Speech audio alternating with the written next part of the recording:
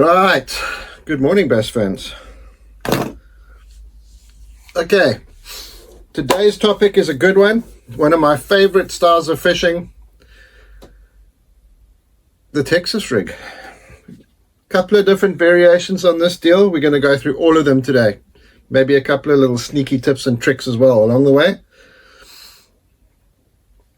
Texas rigging, it can vary, and we're going to include in pitching and punching and all those good things because it's all this basically the same rig, the same technique. This technique, although the 7-foot medium heavy that we've discussed is perfectly fine for this technique, this is going to be one of those techniques where if you decide, or if you have the right conditions in your home lake, this is going to be one where you're going to need some specialized gear. And I'll explain why. 7-foot medium heavy for normal Texas rigging. And when I say normal Texas rigging, we can talk about fishing the bait on the bottom, pitching to light cover with a 7-foot medium heavy, 100%. The minute we step away from that, it's not going to work anymore. For general purpose Texas rig fishing, for dragging a Texas rig or pitching it around docks or around very scattered timber, not thick timber, or scattered weed patches, it's great. For the casting rod, you want a little bit faster reel because you want to recover line a bit quicker if you are pitching it. Doesn't matter so much if you're just dragging it along the bottom. But if you're pitching the bait, 7.6 to 1 and up, that's the one you want. Obviously with a spinning reel, we can't really go any higher without spending hundreds and hundreds and hundreds of dollars. If you're for general Texas rig fishing, 15-pound fluorocarbon is going to be perfect. With the spinning rod, 30-pound braid with a 15-pound leader, perfect, no problems.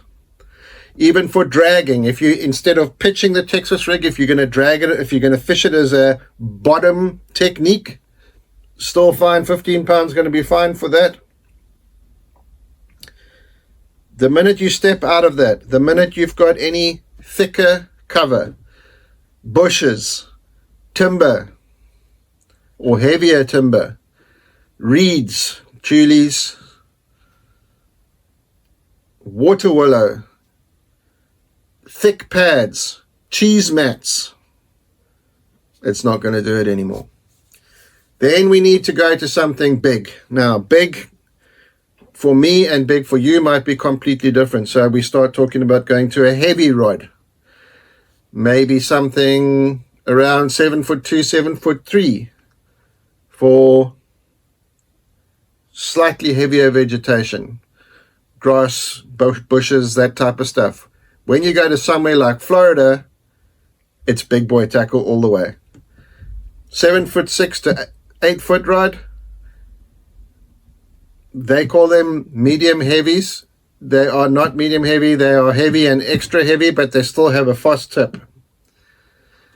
Big braid, 50 pounds, 60 pound, in some cases 80-pound braid. No spinning rods, guys, none.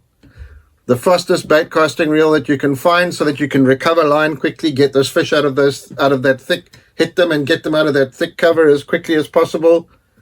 It's big boy tackle. It's full combat fishing, and it is awesome. I've been blessed enough to be able to do it in Zimbabwe. It's not quite the same as Florida, but it's getting up there. It's really thick matted grass, punching through with big sinkers, that kind of stuff. It's a lot of fun.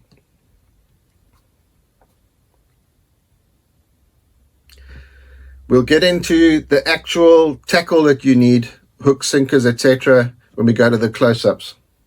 It's a fairly straightforward rig.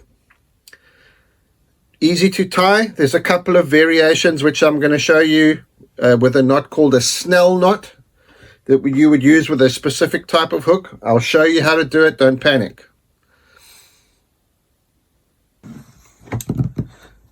Okay, let's get into what makes a Texas rig, and then we'll talk about a few different kinds of Texas rigs.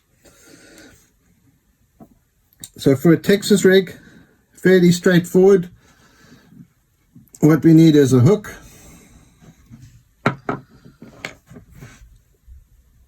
a worm sinker, a pitching sinker, or a punching sinker. And then depending on the rig, we need some kind of a bobber stop. In the previous episode, I promised that I would show you how the bobber stops work. So this is the deal.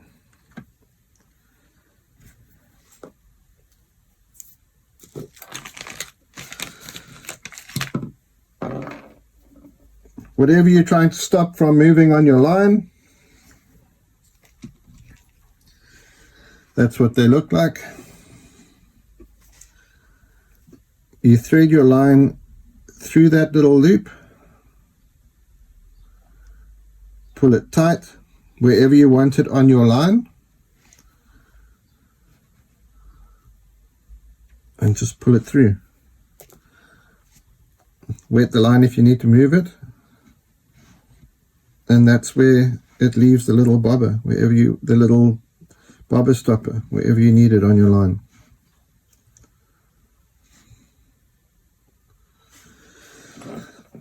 So the most basic Texas rig would be this one. It's just essentially a sinker threaded onto your main line with the hook tied onto the end of that line. That's the terminal part of your line where the line ends with the Palomar knot. You could use this for pitching around light cover, like say for example docks or individual stumps where the sinker is still free sliding on your line. You could also use this technique for when you want to drag it on the bottom. I'm going to show you just now a couple of baits for the actual pitching side of it, but as we discussed earlier, you can pretty much, particularly for the dragging side of things, you could pretty much use any bait that you wanted to drag along the bottom.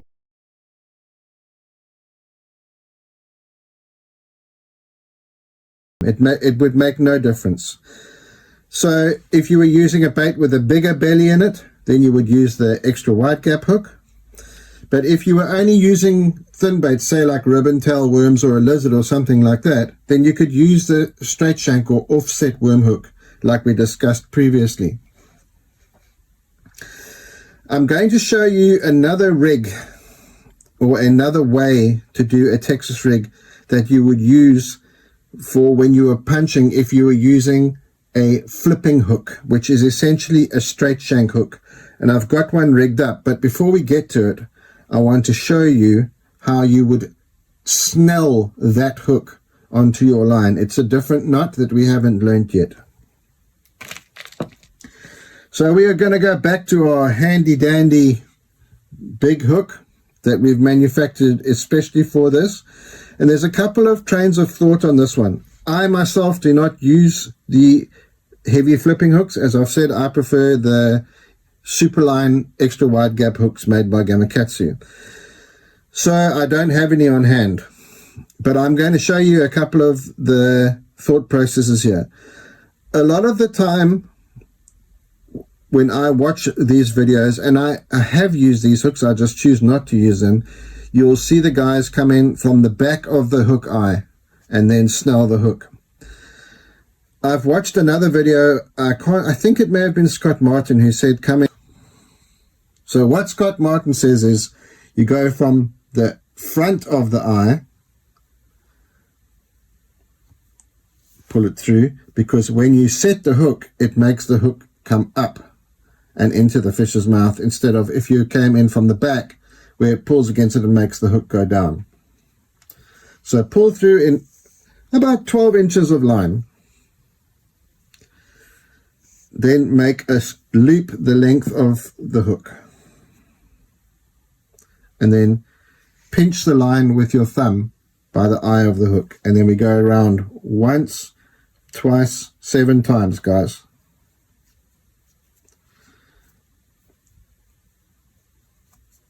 Then you take your tag end and put it through the loop and pull it tight. Not too tight, just tight. And then just gently pull up on your main line.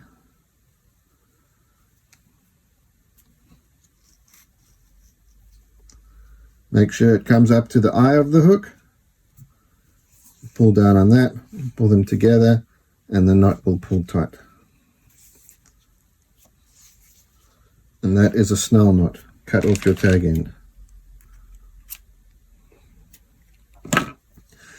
So what Scott Martin said was, when it pulls up against the sinker, it pulls down on the eye of the hook and it pulls the hook up. And you can see that that's quite right.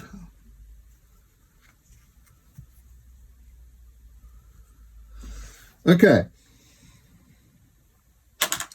So let's look at a couple of different rigs, and we'll rig them up with a couple of different baits.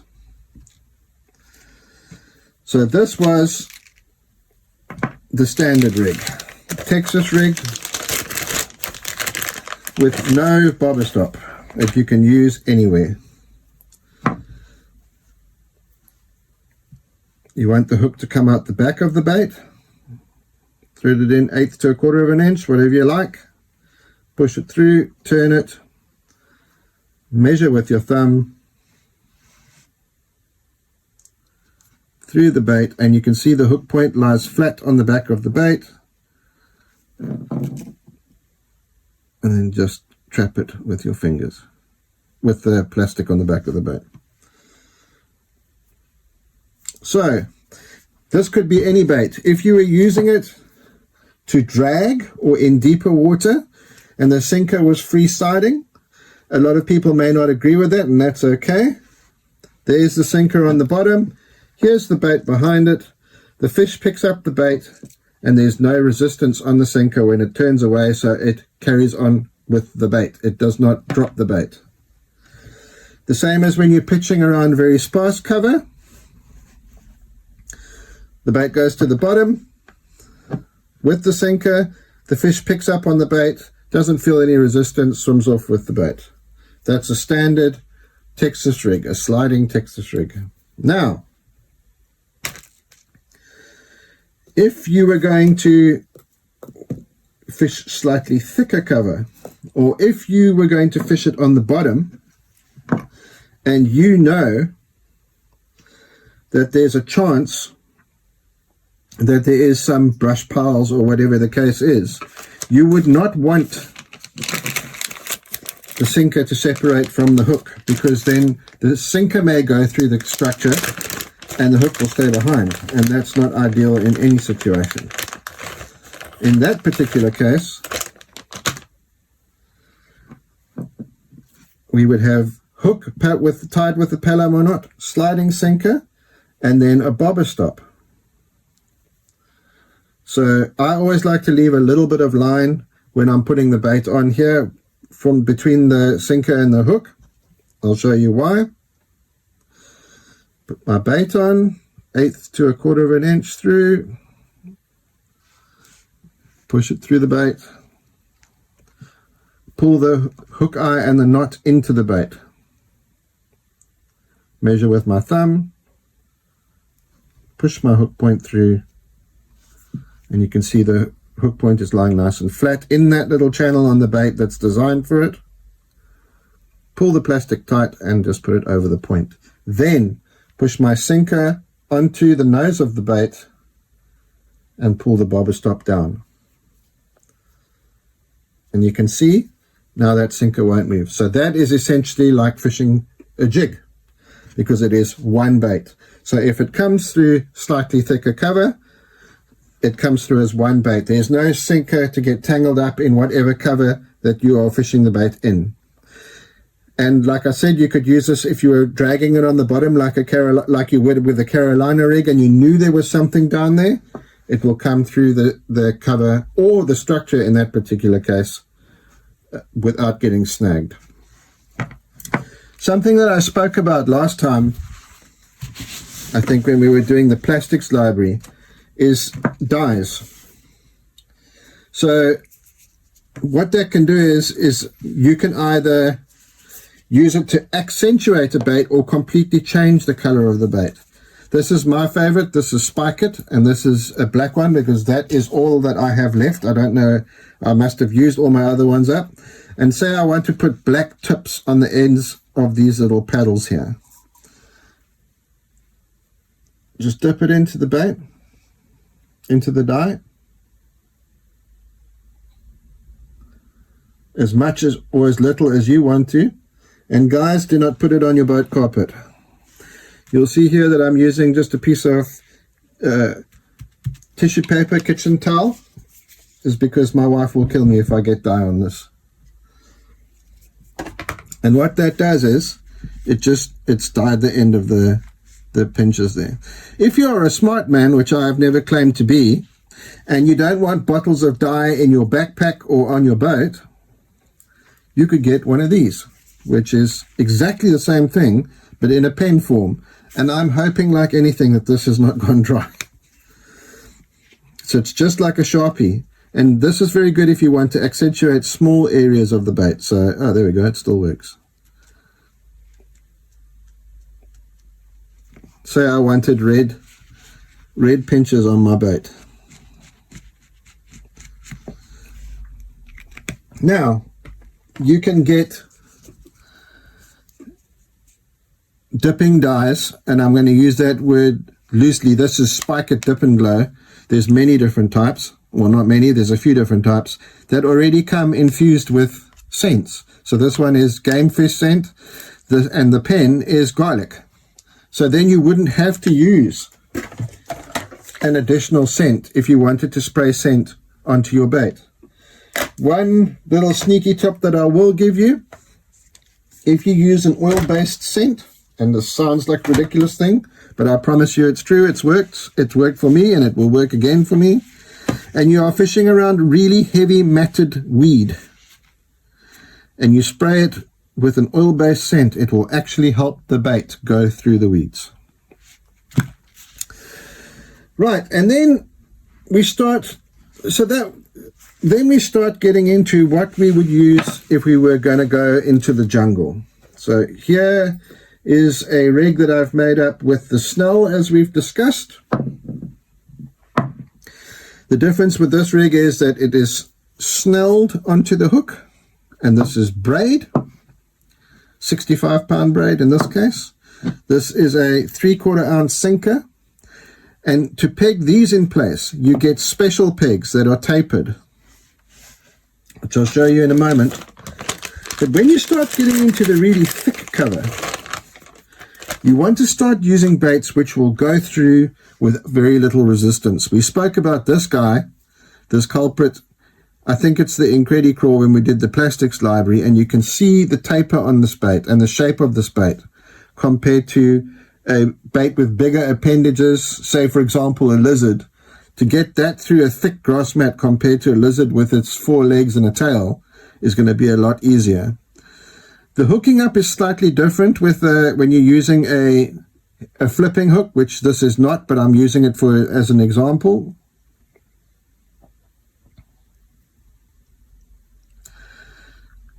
Quarter to an eighth of an inch through, eighth to a quarter inch through. Pull it back and just push it in until you can just feel the point of the hook at the top of the bait. Put the sinker down onto the head of the bait, and then you pull this tapered peg right into that sinker. It's specially made to go into punching sinkers. And that's our rig. You get way bigger sinkers than this for punching, but you can see how streamlined that is for going through a mat or thick vegetation. And then something which is not all that common anymore, but I have used it with a lot of success, and I suppose you could say it's a little bit sneaky. Guys, you won't believe it, I found my Reaction Innovation beavers. Is this little rig, and this is called a punch skirt. There's a couple of different ways to rig it up, but this is the way that I do it. We have the same tapered bobber stopper or peg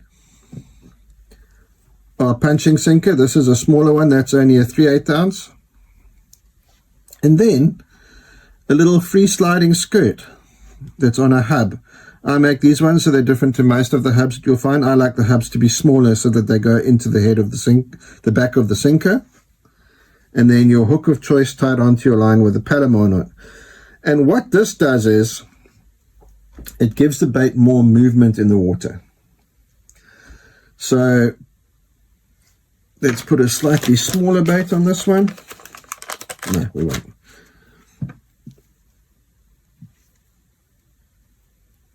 Eighth to 1/4 of an inch into the head of the bait.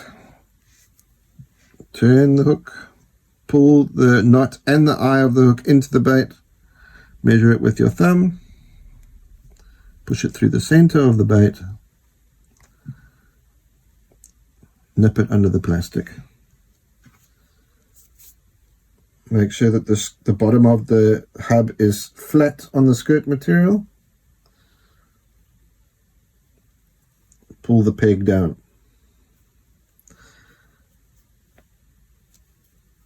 Now, you can see how streamlined that is. We haven't changed the bait at all, the profile of the bait at all. So that will still slip through a mat as required. But once it punches through the mat and it's in the water below, and you pop your bait off the bottom, that skirt will flare, create movement in the water, maximum sexiness. Wouldn't you want to throw that, guys? Just something different to try. That's a punch skirt. Something, just going back to the tackle side of things, guys, something which I spoke about when we did a terminal tackle video is these screw lock hooks. And there is definitely an occasion where, or occasions where you want to use these when you're pitching and punching. You may even want to use these over a normal or extra wide gap worm hook when you're pitching or punching. They do hold the bait more securely. And how this works is it's got a centering pin. You push the pin into the middle of the head of the bait and you just twist.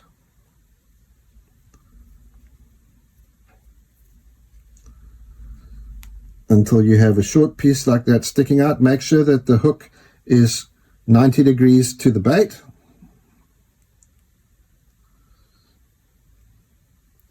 Same deal, measure with your thumb. Pop the hook through. Nip the plastic over the top of the hook. Then get that one very straight. This hook is a bit too small for this bait, but just to show you as an example. So, we've discussed briefly different types of baits that you can use with a pitching rig. Well, it's entirely up to you. Through time, you're going to develop some favorites, but again, it depends what you're going to do as a starting point. If I was going to drag a Carolina rig in deeper water, I'd probably go with something like a lizard, a ribbon tail worm, an ultraviolet speed worm, something like that. But you could very definitely drag a craw on a Texas rig. You could, in fact, most of the baits that you would use to fish on a Carolina rig, you could drag on a Texas rig.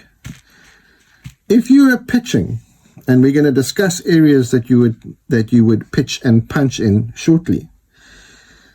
For general pitching around light cover, you can use whatever you want. Something with big flapping claws, a big creature bait, that type of thing. But when you start getting into thicker cover, then you want something that's more streamlined. And that's what the beaver was made for. It was made for pitching and punching in heavy cover. You can see the body is very streamlined. All the appendages face backwards. So when it goes through the mat, there's nothing to stop it from going through the mat. Same as with this kind of craw.